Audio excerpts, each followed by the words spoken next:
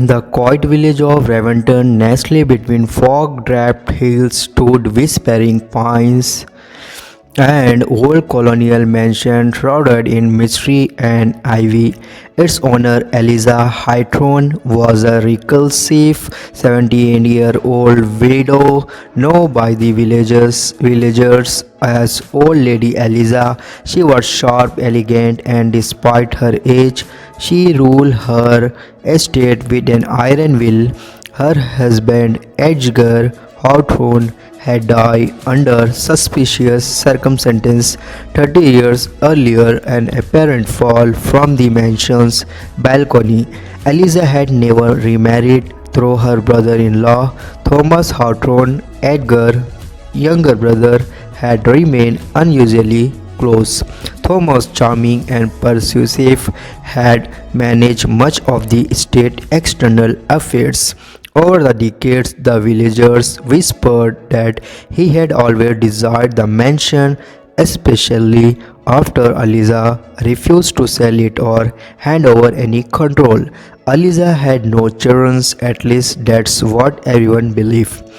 The will and the first betrayal. One crisp autumn morning, Eliza summoned a young lawyer named Clara Voss from the city. Clara was stunned when Eliza showed her a sealed envelope and said, "This is a new will. It must never fall into the Thomas' hand." Eliza explained that she had an heir, a daughter born out of wedlock during a brief separation from Edgar. For decades, the girl was raised in secret by distant relatives in London under another name. Her real name was Lillian. "I have called her back," Eliza said.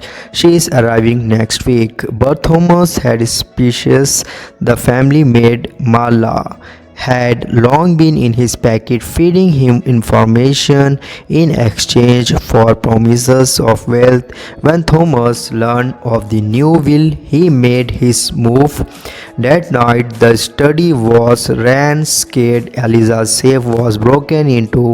The will was gone. Eliza accused Thomas, but without evidence she was helpless.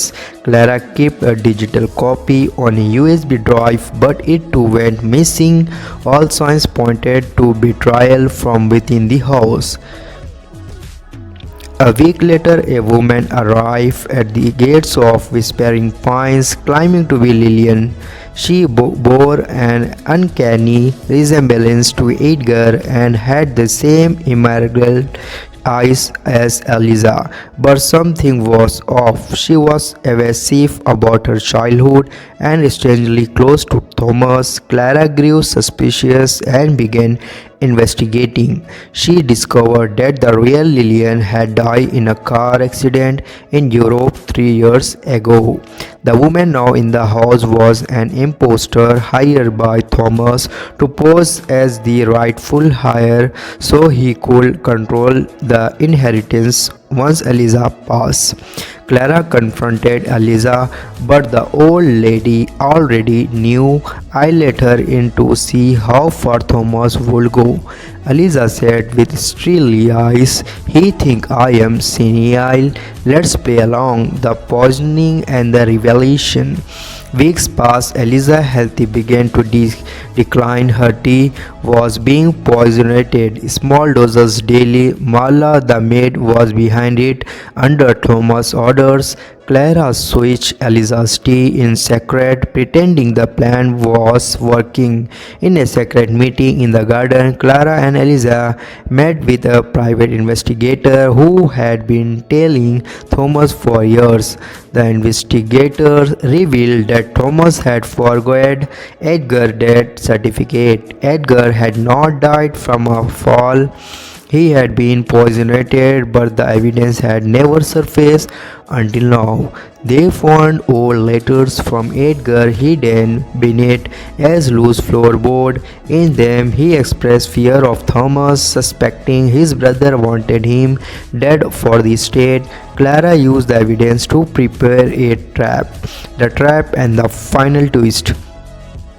Eliza pretended to be on her deathbed. A fake nurse, really another private investigator, was planted to watch the impostor Lillian and Marla. When Thomas arrived for the final goodbyes, Eliza announced she was changing her will. One last time, she had it filmed live via Clara's setup. She left the entire state to Clara was seeing her as the only person who truly protected her interest. Thomas exploded that night. He tried to break into the safe again, but it had been rigged. Police summoned earlier by Clara arrested him, and the fake Lillian Mala confessed everything in exchange for leniency. The real ending.